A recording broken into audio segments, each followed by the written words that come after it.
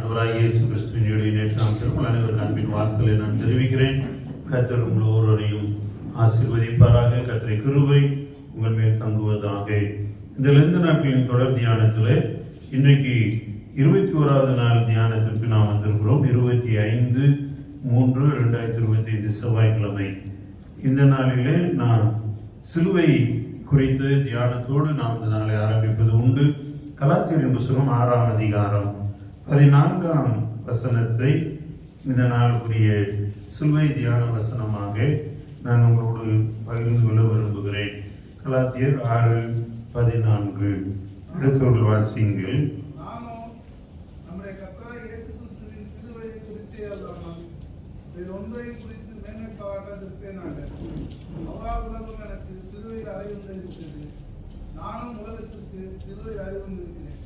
நாம் சிலுவையில் அறையப்படுவதை குறித்து கலாத்தியர்ல அப்போஸ்தலனாகிய பவுல் திரும்ப பேசுகிறார். நாம் கடந்த 2 தினங்களாய் அவர் சொன்னார், நான் சிலுவையில் அறையப்பட்டு இருக்கிறேன் என்று. நேற்றைய தினத்தில் கிறிஸ்துவினுடையவர்கள் மாம்சத்தையும் ஆசை இச்சைகளையும் சிலுவையில் அறைந்திருக்கிறார்கள். நாம் அறையப்பட்டிருப்பதை குறித்து அவசரம் பேசினார். இன்றைக்கு நானும் நம்முடைய கர்த்தராகிய இயேசு கிறிஸ்து சிலுவை குறித்து எல்லாம் வேறொன்றை குறித்து மேன்மை பாராட்டாது இருப்பேனாக.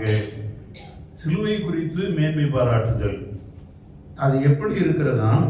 சிலுவையில் என்னுடைய உலகம் சிலுவையில் அறையப்பட்டு இருக்கிறது. என்னுடைய உலகம், நமக்குன்னு ஒரு உலகம் இருக்கு, தெரியுமா உங்களுக்கு? ஒவ்வொருவருக்கும் ஒரு உலகம் இருக்கும்.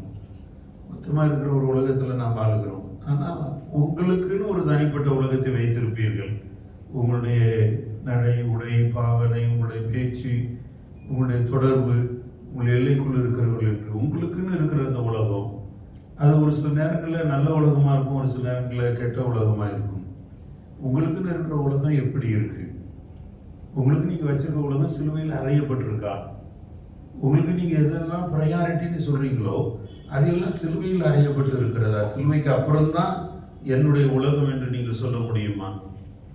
சிலுவை தான் முதல், என் ஆண்டவர் தான் ஃபர்ஸ்ட், அதுக்கப்புறம் தான் என்னுடைய உலகம். நான் சொல்கிறேன், என்னுடைய உலகம் என்பது உங்களுக்கு புரியுதா? ஒரு சிலர் தன்னுடைய கணவனை மட்டுமே உலகமாக பார்த்து கொண்டிருப்பார்கள், மனைவியை மட்டுமே, தன்னுடைய பிள்ளைகளை மட்டுமே, வேற எதை பற்றி கவலை இருக்காது. அடுத்த நபர்களை குறித்த கவலை துளியும் இருக்காது. நான், என் பிள்ளை, என் குடும்பம், என்னுடைய உலகம். அங்கே என்ன சொல்றாருன்னா, அந்த உலகம் சிலுவையில் அறையுண்டு இருக்கிறது. நானும் உலகத்திற்கு சிலுவையில் அறையுண்டு இருக்கிறேன். இந்த பாவ உலகத்தை குறித்தும் நீங்கள் இதை புரிந்து கொள்ள வேண்டும். இந்த பாவ உலகத்தில் நாம் வசிக்கிறோம், வாழ்கிறோம், ஜீவிக்கிறோம். இந்த பாவ உலகம் நம்மை நெருக்குகின்ற ஒன்றாக இருக்கிறது. அதுதான் சொல்றாரு, விசுவாசத்தை தொடங்குறோம் முடிக்கிறோமாகி அவரை நோக்கி உங்களை நெருக்குகிற பாவமான காரியங்களை எல்லாம் உதறி தள்ளிவிட்டு ஓட அழைக்கப்படுகிறீர்கள். எபிரேயர்ல அதை எழுதுகிறார். நீங்க உங்க விசுவாச வாழ்க்கையில ஓடுகிற பொழுது உங்களை நெருக்குகிற பாவமான காரியம், இந்த உலகம் தன் ஆசா வாசங்களை காண்பித்து மனிதனை நெருக்குகிறது. இந்த உலகம் மனிதனோடு போராடுகிறது. இந்த உலகத்தின் ஆசைகள் மனிதனை என்னென்னவோ செய்ய வைக்கிறது. இந்த உலகத்தின் பற்று மனிதனை எப்படியெல்லாம் தலைகீழாய் நடக்க வைக்கிறது. சுபாவ அன்பில்லாத மனிதர்களாய் மாறி போகிறார்கள். சொந்த குடும்பத்துக்கு எதிராய் மாறி போகிறார்கள். உலகம், உலகத்தின் ஆசாபாசம். இந்த வசனம் சொல்றபடி உலகம் சிலுவையில் அறையப்பட்டு இருக்க வேண்டும். அடுத்து சொல்றாரு, நான் உலகத்திற்கு சிலுவையில் அறையப்பட்டு இருக்கிறேன். உலகத்திற்காக நான் சிலுவையில் அடிக்கப்பட்டே இருக்கணும். உலகம் என்னை மேற்கொள்ளக்கூடாது. உலக ஆசாபாசம் என்னை மேற்கொள்ளக்கூடாது. உலகத்தின் சிற்றின்பங்கள் என்னை மேற்கொள்ளக்கூடாது. நான் உலகத்திற்காக சிலுவையில் அடிக்கப்பட்டிருக்கேன். உலகமும் எனக்கு சிலுவையில் அடிக்கப்பட்டிருக்கு. சிலுவை தான். அதை குறித்து நான் மேன்மை பாராட்டுவேன். இந்த 2 நாட்களில அதை நீங்கள் உங்கள் சிந்தையில வைத்துக் கொள்ளுங்கள். சிலுவை குறித்து மேன்மை பாராட்ட கர்த்தர் உங்களுக்கு கிருபைகளை தருவாராக. நாம் தொடர் தியானமாக அப்போஸ்தலர் நடவடிக்கைகளில் நாம் படித்து வந்து கொண்டிருக்கிறோம். இதனாலுக்குரிய தலைப்பு உயிர்ப்பிக்கும் பரிசுத்த ஆவியானவர். அப்போஸ்தலர் 9ஆம் அதிகாரம் 32 43 வரை இருக்கிற பகுதியை இன்றைக்கு நாம் தியானிக்க போகிறோம்.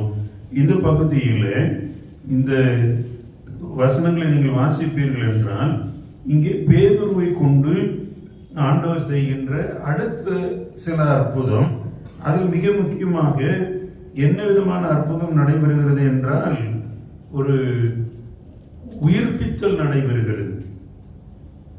இயேசு உயிரோடு எழுப்பினது போல இயேசுவின் சீஷர்களும் உயிரோடு மரித்தவர்களை எழுப்ப முடியும் என்கின்ற ஒரு செய்தி, ஒரு காரியம், ஒரு அற்புதம், ஒரு அடையாளம் நிறைவேறுகிறதை நாம் வாசிக்கிறோம். அப்போஸ்தலர்கள் 9ஆம் அதிகாரம் 32ஆம் வசனத்துக்கு வாங்க. பேதுரு போய் எல்லாரையும் சந்தித்து வருகையில் அவன் லித்தா ஊரிலே குடியிருக்கிற பரிசுத்தவான்களிடத்திற்கு போனான். அந்த பேதுருவுக்கு ஒரு பழக்கம் இருக்கு, எல்லாரையும் சந்திக்கிற பழக்கம், பரிசுத்தவான்களை சந்திக்கிற பழக்கம். அவன் லித்தா என்கிற ஊருக்கு போய் அங்கே இருக்கிற பரிசுத்தவான்களை சந்திக்கிறான். சந்திக்கிற பொழுது அங்கே 8 வருஷமாய் கட்டிலின் மேல் திமிர்வாதம் உள்ளவனாய் கிடந்த ஐனேயா என்னும் பேருள்ள ஒரு மனுஷனை கண்டான். ஐனேயா என்கிற பேருள்ள மனுஷன் அவனை கண்டு பேதுரு அவனை பார்த்து, ஐனேயாவே, இயேசு கிறிஸ்து உன்னை குணமாக்குகிறார், நீ எழுந்து உன் படுக்கையை நீயே போட்டுக்கொள் என்றான். உடனே அவன் எழுந்திருந்தான். பாருங்க, பேதுருவின் மூலமாய் ஆண்டவர் செய்கின்ற அற்புதங்கள். அப்போஸ்தலர் 3ஆம் அதிகாரத்தில் நாம் படித்தோம் அல்லவா, பிறவி சப்பானி பேதுரு யோவானும் ஜெபாலயத்துக்கு போன பொழுது அவனை சுகமாக்கினார்கள். அவன் அவர்களிடத்தில் ஏதோ எதிர்பார்த்தான். இங்கே இந்த லித்தா என்கிற ஊருக்கு வந்த பொழுது இந்த லித்தா என்கிற ஊர்ல 2 அற்புதம் நடக்கும். இந்த லித்தா என்கிற ஊர்ல முதல் அற்புதம், ஐனேயா என்கின்ற இந்த மனிதன் 8 வருடம் திமிர்வாதக்காரனை படைத்திருந்தான். இந்த சம்பவத்தை நீங்க உற்று பார்ப்பீர்கள் என்றால் இந்த மனிதன் பேதுரு ஏதாவது தருவார்னு நினைக்கல, பேதுரு தன்னை சுகமாக்குவார் என்றெல்லாம் நினைக்கவில்லை. இவன் அவன் மாட்டில் படுத்து கிடக்கிறான். படுத்து இருக்கிற அந்த மனுஷனை பேதுரு பார்க்கிறார். பேதுரு கண்டு, அவன் படுத்தான் கிடக்கிறான், திமிர்வாதம் உடையவனாய் இருக்கிறான். அவனை கண்டு பேதுரு அவனை பார்த்து, ஐனேயாவே. இப்ப இந்த 2 வசனங்களை படிக்கிற பொழுது ஒன்று நமக்கு புலப்படுகிறது. இந்த திமிர்வாதமாய் படுத்திருந்த மனிதன் பேதுருவுக்கு அறிமுகமானவன், பேரே தெரியுது. பாருங்க, இந்த சம்பவங்களை நீங்க படிக்கிறப்ப ஐனேயா என்கிற மனிதன் திமிர்வாதக்காரன் படுத்திருந்தான். பேதுரு வந்து அவனை கண்டு, அப்ப இவன் ஐனேயா பேதுருவுக்கு அறிமுகமான ஒரு மனிதன். இந்த பேதுருவுக்கு அறிமுகமான ஒரு மனிதனை பேதுரு தேடி வருகிறார். இந்த லித்தா பட்டணத்துக்கு வரப்போ, பரிசுத்தவான்களை பார்க்க வரப்போ இந்த மனிதனையும் தேடி வர்றாரு. இந்த மனிதன் திமிர்வாதத்தில் படுத்து கிடக்கிறான். இந்த திமிர்வாதம் அந்த மனிதனுக்கு எதனால் வந்தது என்பதை பற்றியெல்லாம் இங்கே வேதம் விளக்கமாக எதுவும் சொல்லவில்லை. பழைய ஏற்பாட்டில் திமிர்வாதம் வர்றதுக்கு காரணங்களை குறித்து தேவன் பல சொல்லி இருக்கிறார். இவன் திமிர்வாதமாய் படுத்திருந்த இந்த மனிதனை இந்த அப்போஸ்தலன் வந்து பேதுரு பார்க்கிற பொழுது பெயரிட்டு அழைக்கிறார், ஐனேயாவே. இயேசு கிறிஸ்து சொல்றார், இயேசு கிறிஸ்து உன்னை குணமாக்குகிறார். ஐனேயாவே, இயேசு உன்னை குணமாக்குகிறார், இயேசு கிறிஸ்து உன்னை குணமாக்குகிறார். பாருங்க, இந்த ஊழியக்காரனுக்கு தெரிந்த ஒரு மனிதன் திமிர்வாதத்தில் கிடக்கிறான். திமிர்வாதம் என்பது அந்த வார்த்தையிலேயே அதுக்கு பொருளெல்லாம் இருக்கு. இது ஒரு வாதம், எதனால வருது? திமிர்னால வருது அப்படின்னு சொல்லி பாருங்களேன், அது உங்களுக்கு புரியும். திமிர்வாதம் 8 வருஷம் படுத்து கிடக்கலாம். இன்றைக்கு என்னையா எதுன்னு கேட்டீங்கன்னா, இன்னைக்கு நிறைய பேருக்கு ஒரு ஸ்ட்ரோக் எப்படி சொல்றாங்க. ஆனால் திமிர்வாதம் என்பது வேறு விதமாக சொல்லப்படுகிற ஒரு வியாதி. ஆனால் இன்றைக்கு வர ஸ்ட்ரோக் அதுக்கு கம்பேர் பண்ணி நிறைய பேர் பேசுகிறதை நான் பார்க்கிறேன். எது எப்படியானாலும் சரி, ஐனேயா பேதுருவுக்கு அறிமுகமானவர். ஐனேயா ஒரு பரிசுத்தவான், திமிர்வாதத்தில் படுத்து கிடக்கிறார். இப்ப பேதுரு வந்து சொல்றார், இயேசு கிறிஸ்து நாமத்தில் நீ குணமாகிறாய், இயேசு கிறிஸ்து உன்னை குணமாக்குகிறார். காரணம் இது ஒரு நல்ல செய்தி. நீ இந்த செய்தியை மற்றவங்களுக்கு சொல்லணும். வியாதியா இருக்கிறவங்களுக்கு, இயேசு கிறிஸ்து உன்னை குணமாக்குகிறார், இயேசு கிறிஸ்து உனக்கு சுகம் தருகிறார். இதை முதல்ல நம்ம விசுவாசிக்கணும். இவன் நமக்கு சுகம் தேவை என்று நாம் ஜெபிக்கிற பொழுது நமக்குள்ள இந்த விசுவாச வார்த்தைகள் ஊன்றணும். இயேசு கிறிஸ்து என்னை குணமாக்குகிறார், இயேசுவின் ரத்தத்தால் நான் சுகமாகிறேன் எனக்குள்ள ஒரு தெய்வீக சுகம் வரும் என்று நாம் நம்பணும், விசுவாசிக்கணும். இயேசுவாலே சுகம், அவருடைய தழும்புகளாலே குணமாகிறோம் என்பதை விசுவாசிக்க வேண்டும். விசுவாசிக்கிறப்ப என்ன நடக்கும்னா, இந்த விசுவாசம் உங்களுக்குள்ளே வந்து விட்டால் தெய்வீக சுகம் உங்க வாழ்க்கையில வந்துடும். தெய்வீக சுகம் என்றால் ஆவி, ஆத்மா, சரீரத்துல விடுதலை. இந்த ஐனேயாவுக்கு பேதுரு தொடர்ந்து சொல்ற, நீ எழுந்து உன் படுக்கையை நீயே போட்டுக்கொள் என்றான். உடனே அவன் எழுந்திருந்தான். ஆமென். ஹல்லேலூயா. சாதாரணமாய் ஒரு அற்புதம் நடைபெறுகிறது. பெரிய ஆடம்பரம் இல்லை, பெரிய செவங்கள் இல்லை. இயேசு கிறிஸ்து உன்னை குணமாக்குறார். இயேசு நாமத்தில் நீ எழுந்து படுக்கையை போட்டுக்கொண்டு சொன்னார். சொன்ன மாத்திரத்தில் அற்புதம் நடக்குது. இயேசுவின் உயிர்த்தெழுந்த வல்லமை என்பது அதுதான். ஆமென். நீங்க விசுவாசித்து எதை சொல்றீங்களோ அது உங்க வாழ்க்கையில நடக்கும். நீங்க எதை நம்புறீங்களோ அது நடக்கும். இன்னைக்கு ஒருவேளை நீங்க சொல்றப்போ நம்புகிறதுக்கு ஏதுவல்லாத இருக்கலாம். சொல்றப்போ எல்லாமே பார்த்தா குறையா தெரியலாம். நீங்க சொல்லுகிற இந்த நேரத்தில் உங்களுக்கு சுகவீனம் என்பது இருந்து கொண்டே இருக்கலாம். இயேசு உங்களை குணமாக்குகிறார் என்கிற நம்பிக்கை, விசுவாசம் உங்களுக்குள்ள கொண்டு வருகிற பொழுதே உங்க உடம்பை பார்த்தா உங்க உடம்பு எங்கேயோ வலிக்கிற மாதிரி இருந்துகிட்டே இருக்கலாம். ஆனா நீங்க சொல்லணும், இயேசுவின் நாமத்துல எனக்கு சுகம் உண்டாகும், நான் எழுந்து நடப்பேன். எழுந்து நடக்க முடியாதவங்க சொல்லணும், நான் எழுந்து நடப்பேன் இயேசுவின் நாமத்துல. அதான் நீங்க பார்க்கணும். அதான் விசுவாச அறிக்கை. அந்த விசுவாச அறிக்கையை இந்த ஐனேயா செய்யல. ஆனா பேதுரு அவருடைய வார்த்தையில அந்த வல்லமை கொடுக்கிறார். அப்ப நீங்க ஜெபிக்கிறவர்கள் உடைய வார்த்தையில அந்த வல்லமையை வெளிப்படுத்துங்கள், அப்பொழுது அற்புதம் நடக்கும். சரி, இந்த லித்தா என்கிற ஊருக்கு வந்த பொழுது யோப்பா பட்டணம் என்கிற ஒரு பட்டணம், லித்தாவுக்கு பக்கத்துல இருக்கிற ஒரு பட்டணம். இந்த யோப்பா பட்டணம் வேதாகமத்துல குறிப்பிடப்பட்டிருக்க ஒரு பெரிய பட்டணம். இந்த யோப்பா பட்டணத்துல இன்னொரு அற்புதம் நடக்கும். 36ஆம் வசனத்துல இருந்து படிச்சீங்கன்னா, யோப்பா பட்டணத்தில் கிரேக்கு பாஷையிலே தொற்கால் என்று அர்த்தம் கொள்ளும் தபித்தால் என்னும் பெயருடைய ஒரு சீஷி இருந்தான். ஒரு பெண்ணை குறித்து இங்கே சொல்லப்படுகிறது. ஐனேயா ஒரு ஆண், இங்க ஒரு பெண். இப்போ இந்த பெண்ணை குறித்து என்ன சொல்றாங்க, இந்த அம்மா பேரு தொற்கால், தபித்தால் என்று 2 பேர் உங்களுக்கு சொல்லப்படுகிறது. தபித்தால் என்றால் பெண்மான் என்று அர்த்தம். இந்த தொற்கால் உதவி செய்கிறவள். இந்த தொற்கால் என்கின்ற தபித்தால் ஒரு சீஷி என்று வேதம் சொல்லுகிறது. சீஷன் என்பது ஆண்பால் அல்ல, பெண்களுக்கு சொல்றப்போ சீஷி என்று அழைக்கிறார்கள். இது இங்க பதிவு செய்யப்பட்டிருக்கு வேதத்துல. பாருங்க, இந்த தொற்காலை பற்றிய குணாதிசயம், அவள் நற்கிரியைகளையும் தர்மங்களையும் மிகுதியாய் செய்து கொண்டு வந்தாள். இந்த அம்மா நற்கிரியைகளையும் தர்மங்களையும் மிகுதியாய் செய்கிறவர்கள். நற்கிரியை என்பது நமக்கு நல்லாவே தெரியும். நற்கிரியை என்பது உங்களுடைய செயலிலே வெளிப்படுவது. நற்கிரியை என்பது உங்களுடைய கிரியை நல்லதாக இருப்பது. இன்னைக்கு நிறைய நேரம் அனைவருடைய கிரியை சரியா இருக்கிறது இல்லை. பேச்செல்லாம் பார்த்தீங்கன்னா நல்லா தான் இருக்கும், உடைய பார்த்தீங்கன்னா நல்லா இருக்கும், ஆள் முகத்தை பார்த்தீங்கன்னா ரொம்ப பிரைட்டாக இருக்கும். ஆனால் கிரியை பார்த்தீங்கன்னா அது ஒன்றுக்குமே உதவாததாக இருக்கும். நற்கிரியை என்று ஒன்றை இங்கே சொல்லுகிறார். நற்கிரியை, நற்கிரியை காணப்பட வேண்டும், நற்கிரியை இருக்கணும். சொல்றாரு, அந்த சீஷி இருந்தால் அவள் நற்கிரியைகளையும் தர்மங்களையும் மிகுதியாய் செய்து கொண்டு வந்தாள். நற்கிரியை, தர்மம் செய்தல். போன முறை மத்தேயுல நாம் படிச்ச போகும், தர்மம் செய்கிற பொழுது எப்படி செய்யணும் என்பதை குறித்து மத்தேயுல நாம் படித்தோம். தர்மம் செய்கிற பொழுது நீங்க ஊதுவியாமல், பெரிய பேண்ட் ஷர்ட்டை போட்டு அடிச்சு நான் தர்மம் பண்றேன்னு காட்டாம, மற்றவங்களுக்கு பெருசா தர்மம் பண்றேன்னு தர்ம பிரபு வராருன்னு சொல்லிக்கிட்டு இருக்காங்க.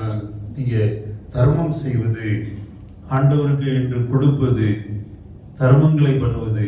உங்க வலது கை கொடுக்கிறது இடது கைக்கு தெரியக்கூடாது. ஆண்டவருக்கு என்று நீங்கள் செய்கிற பொழுது அப்படி அர்ப்பணம் செய்து செய்ய வேண்டும்.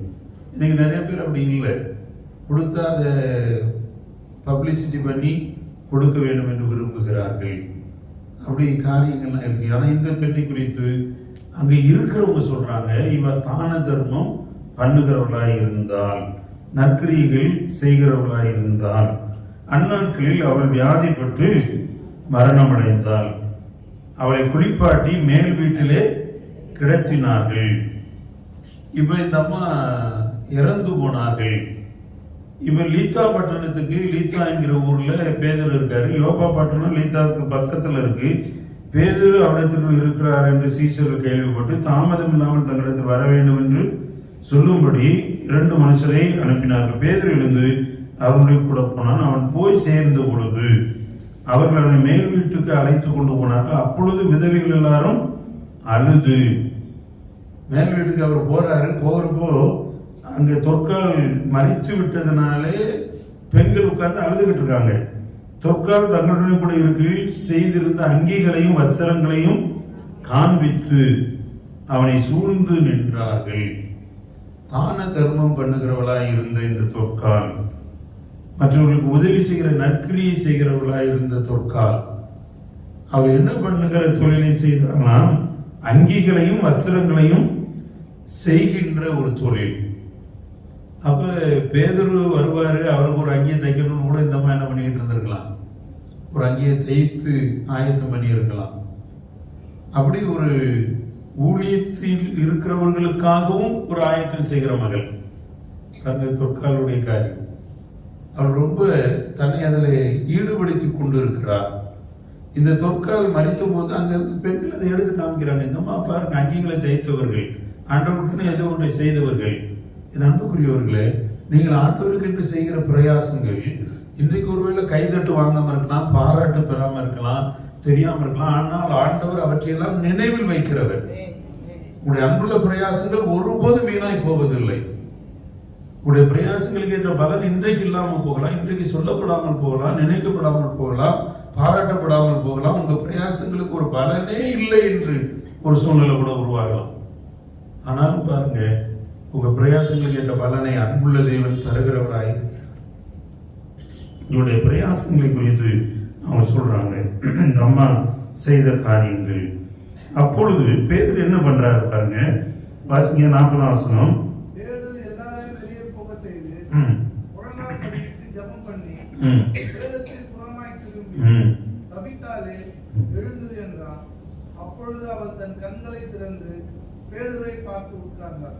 இங்கதான் பெரிய அற்புதம் நடைபெறுகிறது.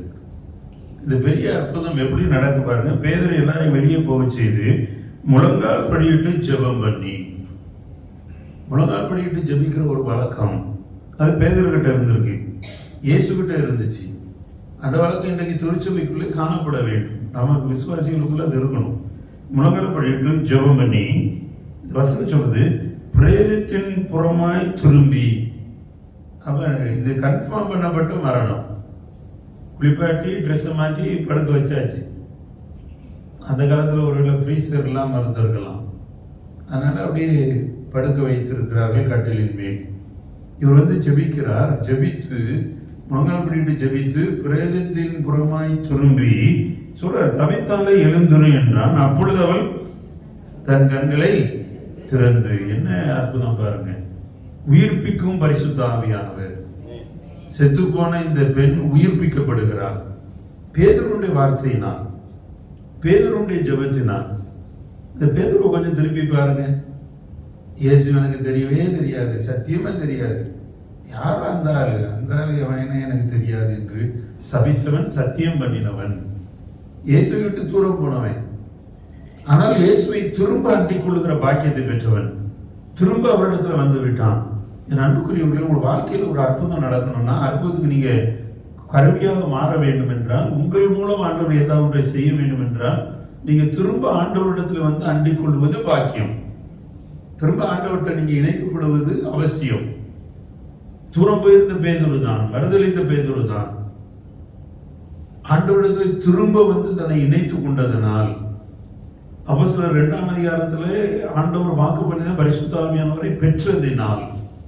நீங்க பேதுரு வாழ்க்கையில பரிசுத்த ஆவியானவர் பெறுவதற்கு முன்னால அவருடைய வாழ்க்கை வேறு. பரிசுத்த ஆவியின் அபிஷேகத்தை அப்போஸ்தலர் 2ஆம் அதிகாரத்துல பெற்று எழுந்து நின்ற பொழுது அந்த பேதுருவே வேற. இன்னைக்கு அந்த பேதுரு தான் தபித்தாலை தொக்காலை உயிரோடு எழுப்புகிறார். தவித்தாலே எழுந்துரு என்று சொன்ன உடனே அந்த பெண் உடனே கண்ணை திறந்து பேதுருவை பார்த்து உட்கார்ந்தாள். அவன் அவளுக்கு கை கொடுத்து அவளை எழுந்திருக்க பண்ணி பரிசுத்தவான்களையும் விதவைகளையும் அழைத்து அவளை உயிருள்ளவளாக அவர்களுக்கு முன் நிறுத்தினான். அவளை உயிருள்ளவளாக நிறுத்தினான். இந்த வார்த்தை இன்றைக்கு உங்கள் சிந்தையில் பதியட்டும். உயிருள்ளவளாக. நம்ம உயிருள்ளவங்களா இருக்கிறோமா? நம்முடைய கிரியை நற்கிரியையா இருக்கா அல்லது செத்த கிரியையா இருக்கிறதா? கொஞ்சம் யோசிச்சு செய்யற கிரியை என்ன?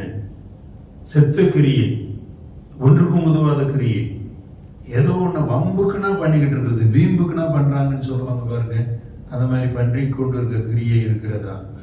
இன்றைக்கு ஆண்டோட கரத்துல நீங்கள் உங்களை ஒப்பு கொடுக்க அழைக்கப்படுகிறீர்கள். ஆண்டவர் உங்களை மாற்ற விரும்புகிறார். உயிருள்ளவளாக கொண்டு வந்து நிறுத்துகிறார். இன்னைக்கு நீங்க ஆண்டோடைய சமூகத்துல செத்த கிரியைகள் இல்லாம நற்கிரியை செய்கிறவர்களாய் மாற, கிரியை நற்கிரியைகளாய் மாறட்டும். அப்பொழுது தேவனுடைய நாமம் மகிமைப்படும். உங்களை ஆண்டவர் தொடர்ந்து ஆசீர்வதிப்பார். இந்த அப்போஸ்தலர் 9ஆம் அதிகாரத்தின் கடைசி வசனத்துல இவங்க என்ன விதமான தொழில் செய்கிறவர்களாக இருந்தார்கள் என்பது அங்கே சொல்லப்படுகிறது. கடைசி வசனத்தை வாசி முடிப்போம். பின்பு அவன் யோப்பா பட்டணத்திலே தோல் பதனிடுகிறவனாகிய சீமோன் என்னும் ஒருவனிடத்தில் அநேக நாள் தங்கியிருந்தான். இந்த பட்டணத்தில் அநேக கர்த்தரிடத்தில் விசுவாசம் உள்ளவர்களாய் மாறினார்கள். ஒரு அற்புதம் 1000 பிரசங்கத்திற்கு சமம். ஒரே ஒரு அற்புதம் பட்டணத்தையே விசுவாசிகளை மாற்றினது. அங்கே சீமோன் என்கிற ஒரு மனிதன் தோல் பதனிடுகிறவன். இந்த அப்போஸ்தலர்கள் செய்த ஊழியங்களை பாருங்க.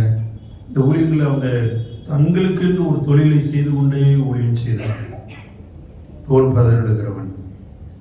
இந்த பேதுரு அவனோடு போய் பல நாட்கள் தங்கியிருந்த ஆண்டோட ஊழியத்தை செய்கிறார். ஆகவே இன்றைக்கு நம்ம ஆண்டோட கருத்தில் ஒப்பு கொடுப்போம்.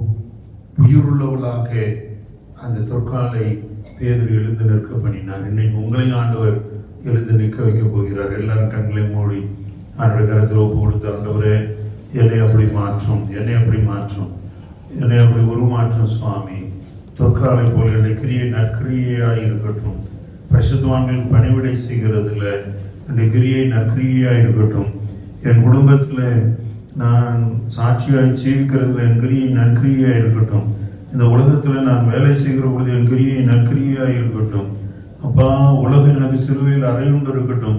நான் உலகத்திற்கு சிலுவையில் அறையுண்டவனாய் காணப்பட என்னை ஒப்பு கொடுக்கிறேன். ஒப்பு கொடுத்து ஒரு ஜெபம் பண்ணுங்க. ஆண்டவரே, என்னை ஒப்பு கொடுக்கிறேன். இடுக்கமான வாசல் வழியை தான் பரலோகம் போக முடியும்.